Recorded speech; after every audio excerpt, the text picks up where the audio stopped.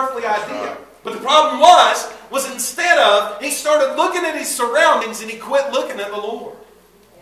That's what happens in the church. We start looking at the surroundings and we stop looking at Christ. So it exercises our faith when we jump out. And then there's this other thing that happens. And I want to tell you, when you step out of the boat, your faith is examined.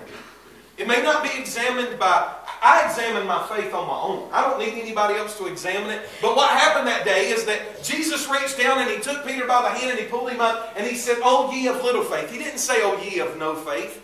How many of you in here can say today that you have no faith at all? Is there anybody that you have no faith? You do not believe that if you ask God for something that He'll do it. Is there anybody that feels that way?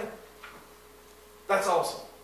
Because that part right there means half of you are already stepping out. You know that no weapon formed against you shall prosper. Right. You know that you can call unto Him and He will do great and mighty things which thou knowest not. You know that you can do all things through Christ who strengthens you. You know the book of Matthew says that with Christ all things are possible. So you've got that part down pat. You believe it. You know the Scripture. You can testify to it. But the problem is, can we live it? Man. Your faith is examined. When you step out of the boat, Christ looks at you to see what's going on in your life. And the one way to get past this thing is this. You've got to be able to hear His voice. People say, "Huey, how do I know if it's God or the devil talking to me?" I don't want this to sound mean. If God's telling you to go steal something,